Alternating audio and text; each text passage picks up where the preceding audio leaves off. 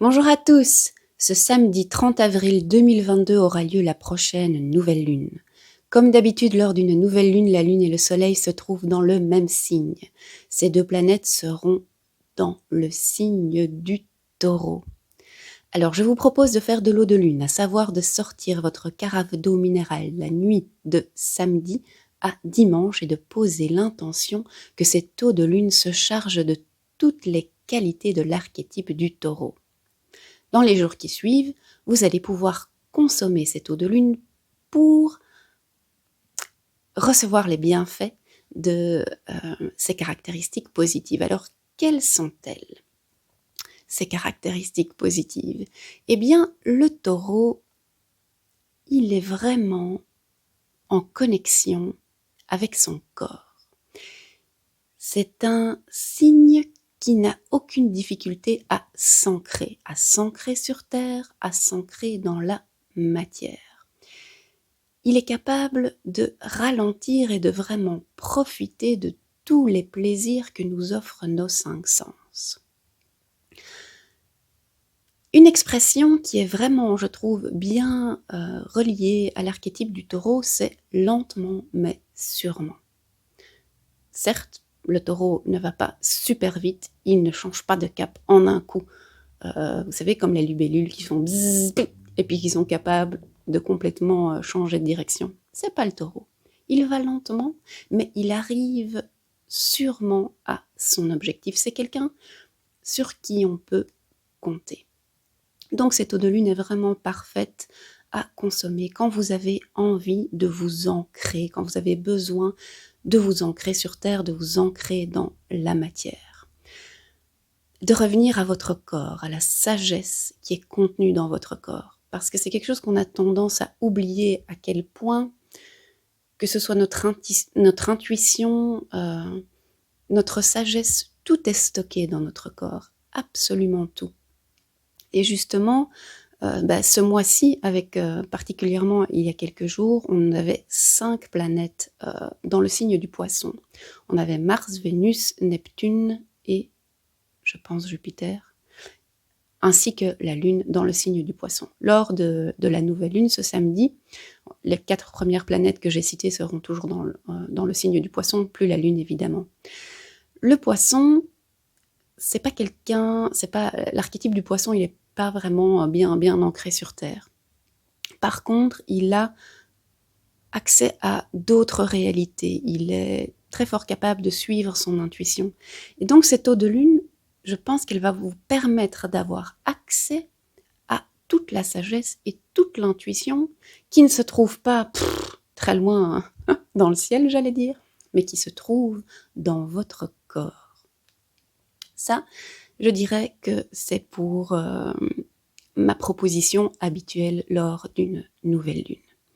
Donc faire de l'eau de lune et consommer cette eau de lune quand vous sentez que vous avez besoin de faire appel aux caractéristiques positives du signe en question.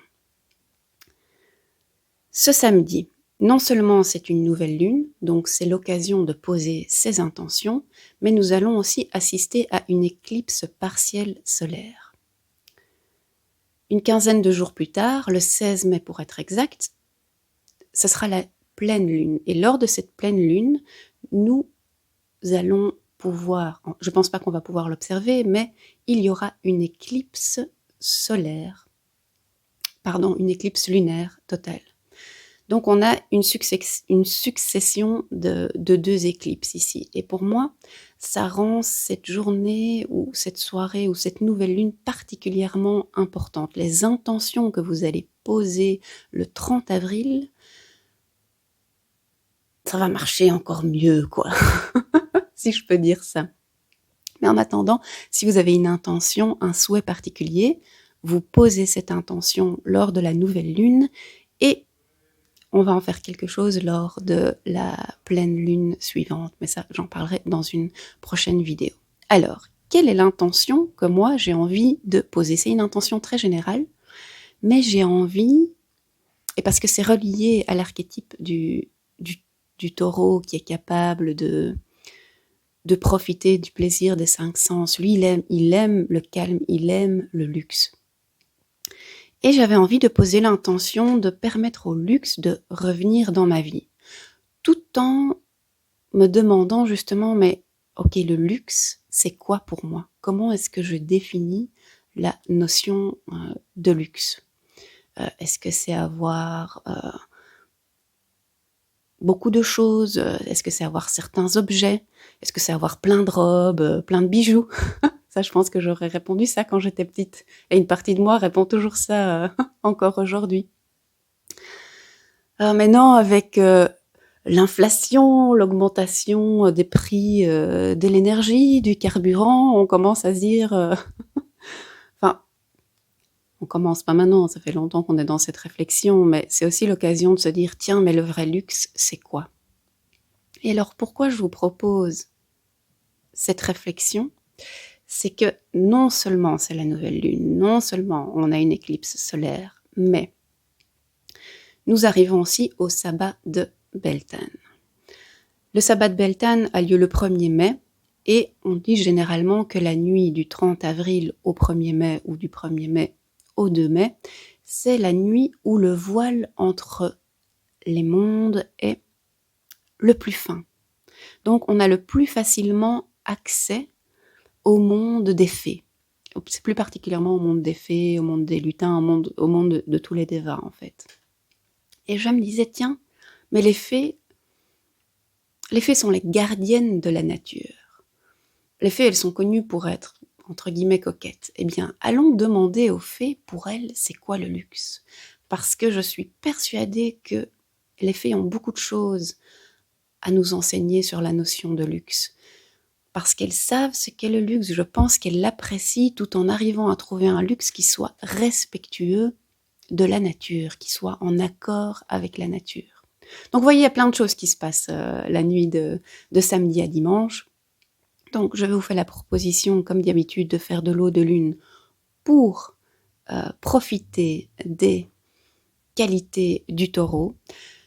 Je vous propose de poser une intention particulière, parce qu'on est dans la saison des éclipses, donc les intentions que vous posez ont encore plus de force et ont encore plus de puissance et de magie.